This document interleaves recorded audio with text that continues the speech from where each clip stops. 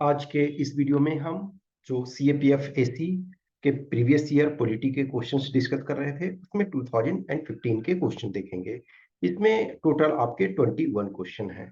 तो यदि आप देखो 10 क्वेश्चन से हम 21 क्वेश्चन पे आ गए हैं। कुछ में आप लास्ट जो 2016 का किया था उसमें 19 क्वेश्चन, किसी में 15 क्वेश्चंस, तो क्वेश्चन आपके वेरी। तो इसमें 21 क्वेश्चन बहुत ज्यादा होता है। और पॉलिटी के एक चीज देखो कि बहुत सारे क्वेश्चंस रिपीटेड नेचर के होते हैं, डायरेक्टली नहीं तो इनडायरेक्टली वे में आपके रिपीटेड होते हैं, और आप उसको मेजोरिटी ऑफ क्वेश्चंस को थोड़ा सा दिमाग लगा के कर सकते हो। तो इसमें हम फर्स्ट क्वेश्चन जो देखते हैं कि setting up of inter state council in 1990 was meant to. ये देखो सभी, ये क्वेश्चन देखो, तो ये क्वेश्चन ऑब्वियसली 2015 का हम डिस्कस कर रहे हैं, लेकिन बाद के ईयर में ये रिपीटेड क्वेश्चन है। उस ईयर में क्या था कि कौन सेंटर स्टेट काउंसिल को, ये इंटर स्टेट काउंसिल को ऑर्गेनाइज करते हैं, कौन स्टेब्लिश करते हैं, तो वो प्रेसिडेंट करते हैं। आर्टिकल 263 में है। ओके, तो 263 ये भी ध्यान रखो। तो ये है to substitute the National Development Council. No, ये strengthen the federal provisions of the constitution. Yes, जो आप देखोगे उस समय जब देश आजाद हुआ था तो शायद उस समय जरूरत नहीं फेस किया गया, लेकिन 28 मई 1990 को ये प्रेसिडेंशियल ऑर्डर के द्वारा, प्रेसिडेंट के द्वारा उसका गठन किया गया टू स्ट्रेंथन फेडरल प्रोविजन, यानी कि जो डिफरेंट स्टेट्स हैं उनको एक साथ ग्रुप में ला करके डिफरेंट, और जो प्रॉब्लम्स हैं सेंटर के साथ या आपस में उसको सही करें। टू बी, तो बी इसका सही हो जाएगा। To be institutional interface between the judiciary and government. No, members of local customary body. No. Next, controller and auditor general of India can be remove from office only by. इसको, इसके पहले जो हमने और पार्ट डिस्कस किया उसमें क्या क्या एक ऑप्शन, एक क्वेश्चन देखा था हमने, कंट्रोलर एंड ऑडिटर जनरल पे था। उसमें था कंट्रोलर एंड ऑडिटर जनरल जो है वो, ये ऑप्शन भी उसमें था, लेकिन उसमें और था कि वो जो रिटायरमेंट के बाद अपना पोस्ट फिर कोई दूसरा सेंटर या स्टेट के अंदर नहीं ले सकते हैं। तो president on the advice of union cabinet. No. Chief justice of supreme court. No. President of India after the address in both houses of the parliament. इसका मतलब ये कह सकते हो, इसी इसका आंसर है कि जो इन लाइक मैनर एज जजेज of high Court and Supreme court. तो सी इसका करेक्ट आंसर हो जाएगा। नेक्स्ट है, according to Granville Austin which of the following was where the most significant contribution of India in constitution making। India का जो constitution बना तो उसमें से मेजोरिटी रूल और माइनॉरिटी राइट्स इसका ये नहीं था, कंसेंसस एंड एकोमोडेशन। देखो क्योंकि डिफरेंट चीजों पे डिफरेंट डिस्कशन होते रहते थे, कोई ग्रुप, कोई मेंबर्स ये बात मान रहे हैं, कोई नहीं मान रहे हैं, तो उसमें ये कोशिश किया गया कि सबको हम कंसेंसस के साथ करें और सबको एकोमोडेट करके चलें। जो डिफरेंट पार्टी से हैं, डिफरेंट आइडियोलॉजी से हैं, डिफरेंट बैकग्राउंड से हैं, तो सबको हमको लेकर के चलना है। तो बी इसका करेक्ट आंसर है। नेक्स्ट है, special provision of article 371 G of the constitution of India relate to state of. तो ये किससे रिलेटेड है? देखो ये 370 में था। ओके, तो ये मिजोरम से आपका रिलेटेड है। इस पर देखोगे कि 11 अप्रैल का जो करंट अफेयर्स मैडम डिस्कस करती है, तो वो आप देखोगे तो उसमें सारे जो 371 के जो प्रोविजंस हैं वो एक क्वेश्चन में उसके में लिस्ट वो दिए हुए हैं, तो आप उसको 11 अप्रैल वाले करंट अफेयर्स वाला जो एमसीक्यू है उसको देख सकते हो। ओके, नेक्स्ट आपका है, locus standi rule to move the court was liberalised by the case of. Locus standi का मतलब ये होता है ना कि aggrieved individual can approach court for exercise of remedy. मान के चलो कि हमारे कोई इंजरी हुआ, हमारा आपने कुछ हार्म पहुंचाया, तो मैं एग्रीव्ड पार्टी हूं, तो मैं कोर्ट जाऊंगा कि हाँ मुझे इससे राहत दिलाया जाए, लेकिन हमको प्रूव करना पड़ेगा ना प्रॉपर तरीका से कि हमें इंजरी हुई है और जो मैं कुछ कर रहा हूं वो प्रूव। लेकिन कोर्ट ने ये SP Gupta versus union of India में कहा कि कोई जरूरी नहीं है, एक गरीब पार्टी के पास इतनी कैपेसिटी नहीं है, उसके पास इतने रिसोर्स नहीं है, उसके पास शायद इतनी समझ नहीं है चीजों को करने के लिए, तो उसके बिहाफ पे कोई जा सकता है। मान के चलो कोई आदमी है, पढ़ा लिखा नहीं है, शायद उसके पास रिसोर्सेस नहीं है उस चीज को, तो कोई उसके बिहाफ पे दूसरे, यानी कि फ्रेंड्स ऑफ कोर्ट कह सकते हो, कि कोर्ट को वो असिस्ट करे कि हाँ ये पर्सन जो है उनको इंजुरी हुई है, उनके साथ ट्रेजेडी हुई है, उनके साथ गलत हुआ है, तो कोर्ट उसको एक्सेप्ट करेगा। तो ये SP Gupta versus union of India में था।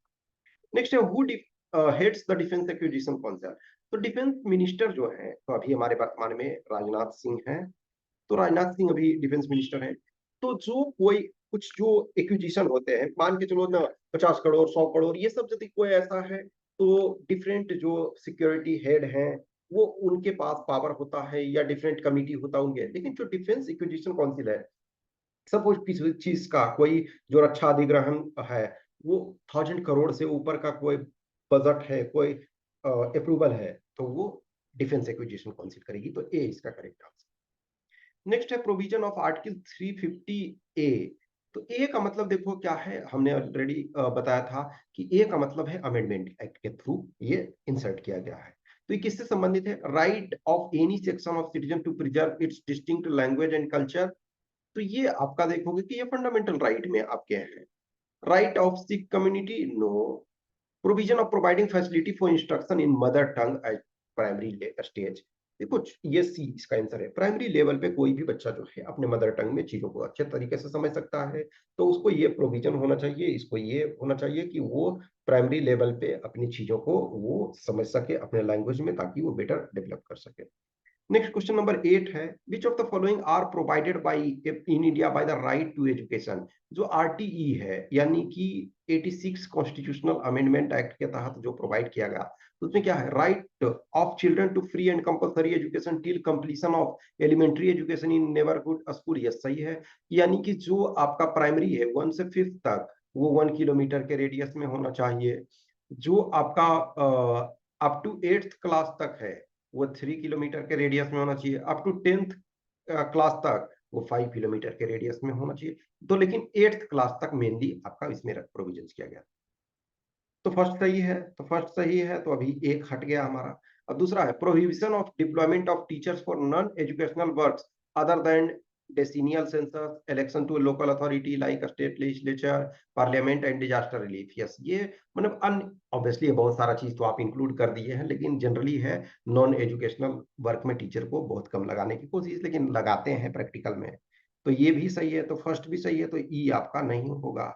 अब देखो आइदर हमको 3 देखो नहीं होगा, क्योंकि यही 2 ऑप्शन बचा हुआ है। Right of minority to establish and administer education institution, ये पहले से ही आपका कॉन्स्टिट्यूशन जब लागू हुआ तब से ही है, तो ये नहीं होगा। No citizen shall be denied admission into any educational institution maintained by a state और receiving aid out of state funds on ground only of religion race caste language. ये भी आपके पहले से है, तो ये शामिल नहीं होगा, तो ओनली 1 और 2 डी हो जाएगा। नेक्स्ट आपका है आर्टिकल 3 के अनुसार, according to article 3 of the constitution of India the parliament may by law declare war on any country, any नहीं, ये आपका 352 ये के अंतर्गत आ रहा। Alter the boundary of any state, yes. Increase the area of any state, yes सही है। 2 एंड 3 है, तो 2 एंड 3 इसमें भी है और इसमें भी है, तो ये आपका नहीं होगा। अब देखो ये आपका ऑब्वियसली ये नहीं होगा, 1 चूंकि हट गया, तो ठीक है ना। तो आपका क्या है? Establish autonomous, no. ये आपका 6th शेड्यूल में है, तो 2 एंड 3, तो सी इसका करेक्ट आंसर। नेक्स्ट आपका है 10 number, which of the following committee और committees submitted reports on electoral reform. Electoral reform यानी कि जो चुनाव निर्वाचन में सुधार ग्रेजुअली देखो होते रहा है, तो दिनेश गोस्वामी कमेटी है, तारकुंडे है, इंद्रजीत गुप्ता है, बलवंत राय मेहता जो है पंचायती राज इंस्टीट्यूशन के संबंध में था, वो इनके ही रिकमेंडेशन पे जो है प्रथम बार पंचायती राज इंस्टीट्यूशन स्टेब्लिश किया गया था। लेकिन वो जो था वो कॉन्स्टिट्यूशनल बेसिस नहीं था, तो कॉन्स्टिट्यूशनल एलएम संघवी कमेटी के रिकमेंडेशन पे बाद में 92 में ये किया गया। तो इसमें 1 2 3 हो जाएगा, तो सी इसका करेक्ट आंसर है। नेक्स्ट क्वेश्चन नंबर ये 11। तो देखो क्वेश्चन नंबर 11 में कह रहा under article 355 of the constitution of India it is the duty of the union.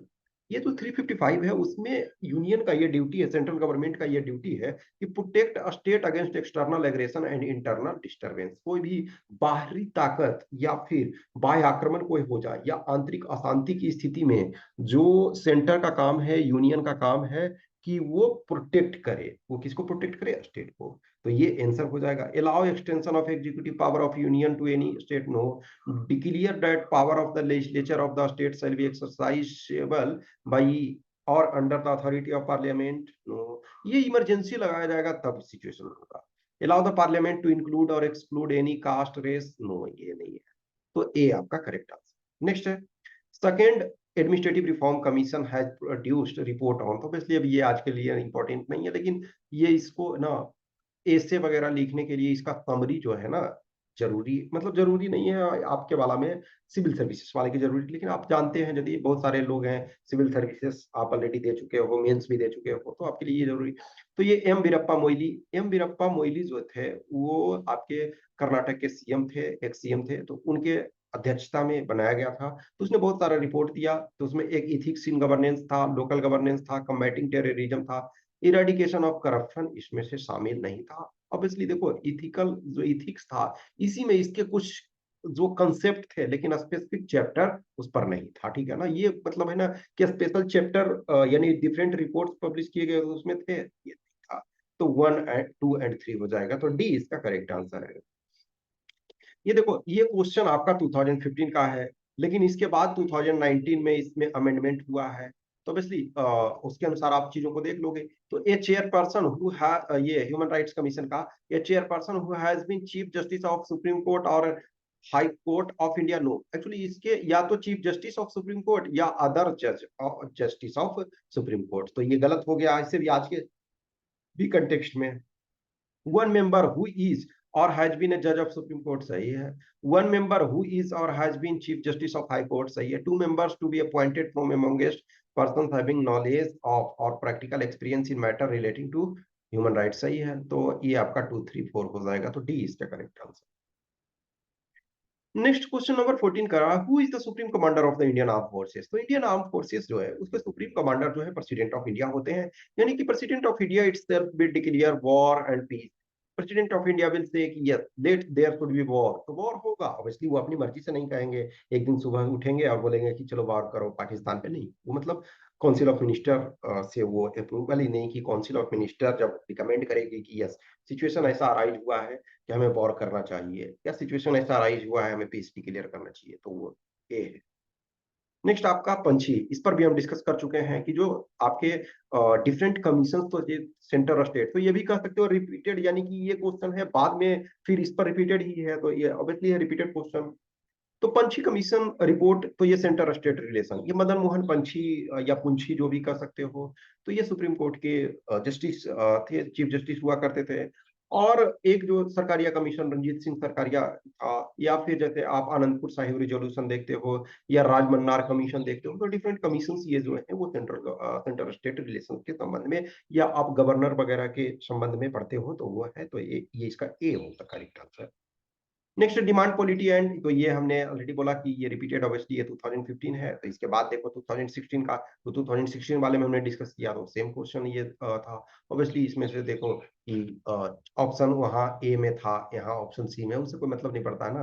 तो ये ऑलरेडी हमने आपको डिस्कस किया था डिमांड पॉलिटी और कमांड। तो डिमांड का मतलब है कि जो पीपल का व्हील जो है, पीपल का जो रिक्वायरमेंट है, पीपल जो चाहते हैं, जनता जो चाहती है, उसको अधिक तवज्जो देना, उस पर अधिक ध्यान देना। और जो कमांड पॉलिटी है एक तरह से पॉलिटिकल लीडर्स जो हैं वो, तो इसके सी इसका है। नेक्स्ट है term Congress system. Congress system का मतलब क्या है ना, इनिशियल फेज में देखो तो आप इनफैक्ट 1935 के एक्ट के आधार पर जो 1937 में इलेक्शन हुआ, फिर 1946 के टाइम में, या फिर आप 1951 51 52 एक तरह से, फिर 57, फिर 1960, आप यानी अप टू एक तरह से कह सकते हो ना कि सेकेंड हाफ ऑफ 1960 तक पूरे रूप से एक तरह से कांग्रेस ही सेंटर और स्टेट में रहा। लेकिन ऑब्वियसली बात है कि मतलब 60 के डेकेड जो टुमल्टुअस ये रहता है, और उसमें बहुत सारे जो हैं वो आपके रीजनल पार्टी और डिफरेंट पार्टीज वो पावर में आते हैं। तो ये इनफैक्ट देखो एक सेंटर में यूनियन लेवल पे 30 साल तक कंटिन्यू, यानी कि देश की आजादी के बाद 1947 से लेकर के 77 तक सिर्फ और सिर्फ कांग्रेस रही, लेकिन स्टेट में 1960 के डेकेड में सरकार आने लगी। इनफैक्ट केरला में देखोगे कम्युनिस्ट सरकार जो है इवन 1958 में ही आ गई थी, ईएमएस नंबूद्री पाद के नेतृत्व में। तो ये जो टर्म है कांग्रेस सिस्टम, ये किसने ये डिराइव किया, ये जो डिक्वाइन किया, ये रजनी कोठारी ने किया। रजनी कोठारी एक फेमस पॉलिटिकल साइंटिस्ट थे। नेक्स्ट क्वेश्चन नंबर 18, ये भी कह सकते हो रिपीटेड क्वेश्चन ही। ऑब्वियसली ये क्वेश्चन पहले आया, हम जो पहले डिस्कस कर चुके हैं वो बाद में आया, लेकिन सब रिपीटेड क्वेश्चन ये है। तो इसको रिवर्स में देखना है आपको कि ये क्वेश्चन आपका पहले आया और जो हमने अभी पहले कर दिया डिस्कशन वो बाद में आया था। ओके, तो ये नाइन्थ शेड्यूल जो कॉन्स्टिट्यूशन में ऐड किया गया था फर्स्ट कॉन्स्टिट्यूशनल अमेंडमेंट एक्ट के तहत। एक टाइम एक क्वेश्चन ये भी पूछा गया था कि जो नाइन्थ शेड्यूल आपका कॉन्स्टिट्यूशन में था वो कौन प्राइम मिनिस्टर उस समय थे जब ऐड किया गया था? तो ऑब्वियसली जे.आर. नेहरू थे, जवाहरलाल नेहरू जी थे। नाइन्थ शेड्यूल में जो भी एक्ट रखा गया है उसमें जुडिशियल रिव्यू नहीं हो सकता है, लेकिन ये कंडीशन है कि केशवानंद भारती जजमेंट के पहले जो रखा गया हो उस पर जुडिशियल रिव्यू नहीं होगा, लेकिन जो बाद में रखा गया है उसमें होगा। तो सी इसका करेक्ट आंसर है। Next question number 19, Rajya Sabha can withhold और its consent to a money bill.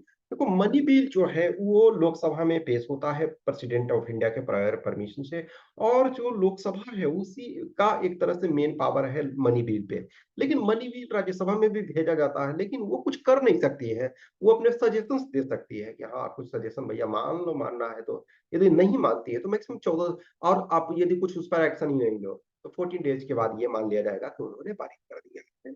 यदि वो पहले भेज देते हैं तो ठीक है, नहीं तो ऐसे भी। तो ये आपका ए इसका आंसर हो गया। नेक्स्ट क्वेश्चन नंबर 20 है कि which of the following reasons were cited by Ashok Mehta committee for the decline of the panchayati raj institutions in India. देखो अशोक मेहता जो कमिटी था, ये हम देखो ये भी क्वेश्चन एक तरह से कह सकते हैं, ये क्वेश्चन रिपीट हुआ बाद में। तो ये जो 1977 में जो मोरारजी भाई देसाई गवर्नमेंट आई थी, उन्होंने इसको इस्टेब्लिश किया और 1978 में इन्होंने रिपोर्ट दिया। इन्होंने 2 टायर गवर्नमेंट का प्रावधान दिया। 2 टीयर में से इनका क्या था कि एक एक तरह से देखा जाए तो जिला परिषद और एक मंडल पंचायत, ठीक है ना? तो इन्होंने कहा कि कौन से ऐसे रीजन्स हैं जो डिक्लाइन हुए पंचायती राज इंस्टीट्यूशंस के। तो देखो role of bureaucracy, yes, bureaucracy कभी नहीं चाहेगी ना कि हमसे पावर दूसरे के यहाँ चला जाए, पावर कोई अपने यूज नहीं करना चाहता। तो रोल ऑफ ब्यूरोक्रेसी, ब्यूरोक्रेसी जो थे वो चाहते थे कि अधिक से अधिक हमारे पास पावर रहे, तो उन्होंने पावर ट्रांसफर ही नहीं किया। तो ये ठीक है। Lack of political will, political leader भी सोचते थे काहे हम सबको पावर दे दें। Lack of conceptual clarity, yes ये भी था कि जो लोग इलेक्टेड रिप्रेजेंटेटिव हैं, जो लोग उससे लाभान्वित हो रहे हैं, तो उनको प्रॉपर रूल्स नहीं पता है, प्रॉपर बेसिक कंसेप्ट नहीं पता है। तो ये इसमें लैक ऑफ जेंडर पैरिटी, ये इन्होंने अशोक मेहता जी ने ये नहीं दिया था। तो 1 2 3 है, तो सी इसका करेक्ट आंसर। लास्ट क्वेश्चन इस ईयर में 2015 वाले में है कि which one of the following statements with regard to the Sansad Adarsh Gram Yojana is not correct. तो नोट करेक्ट कह रहा है, तो कह रहा it was launched in the year 2014 on the birth anniversary of Lal Bahadur Shastri. नहीं, ये बर्थ एनिवर्सरी ऑफ ये जो थे जेपी नारायण, जयप्रकाश नारायण का 11 अक्टूबर को होता है बर्थ एनिवर्सरी, और लाल बहादुर शास्त्री और महात्मा गांधी दोनों का सेम होता है 2 अक्टूबर। तो ये गलत हो गया, तो यही आंसर हो गया। Member of parliament will adopt village to create model village, yes सही। तो उस समय जब लागू किया था तो 2016 तक था एक विलेज को ये करना। फिर आपके 2017 18 19 उसमें एक एक विलेज 3 विलेज, यानी कि टोटल आपका उस ईयर में था ये कि 3 करना है। फिर उसके बाद था एवरी ईयर फिर एक एक करना, एक एक एवरी ईयर, तो 5 ईयर में 5 करोगे। District magistrate will act as coordinator, सही है। राज्यसभा में भी has to choose a gram panchayat in state from which he और सी इज इलेक्टेड। तो ये आपका ए गलत है, बाकी सब सही है। तो इसका आंसर ए हो गया जेपी नारायण के बर्थ एनिवर्सरी पे। तो ये टोटल इसमें से 21 क्वेश्चन थे। कुछ भी क्वेश्चन क्यूरी डाउट्स होता है तो आप हमें कमेंट बॉक्स में कमेंट करें, या फिर इस व्हाट्सएप नंबर 8527146498 पे मैसेज कर सकते हो, या टेलीग्राम नंबर 7404909669 पे कर सकते हो। Okay, thank you.